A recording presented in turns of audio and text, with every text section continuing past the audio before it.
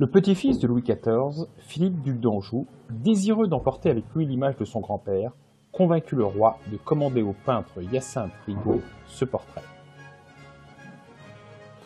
Ce portrait allait devenir l'image absolue du pouvoir royal et le portrait de référence pour les générations à venir.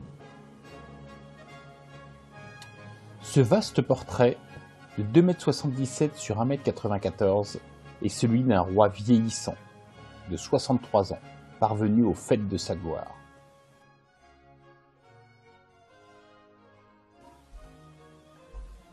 La pose très calculée avait pour but de présenter la plus grande partie de sa personne. Le roi occupe d'ailleurs l'espace central du tableau. Derrière le roi, on remarque un trône en étoffe bleue, marqué de fleurs de lys.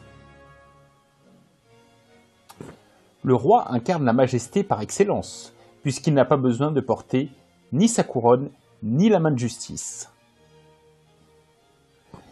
Celles-ci sont posées sur un tabouret recouvert d'une draperie bleue à fleurs de lys. Louis XIV tient négligemment le sceptre de son grand-père Henri IV à l'envers, comme une canne.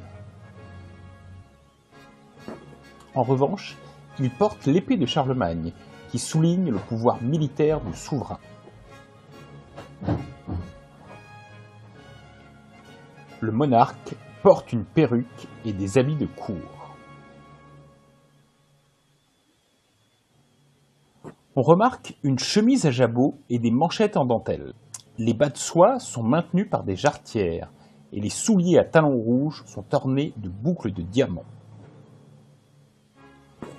Les bas de soie mettent en évidence les fines jambes de danseur du roi. Enfin, le roi porte le collier de l'ordre du Saint-Esprit, qui était un ordre de chevalerie.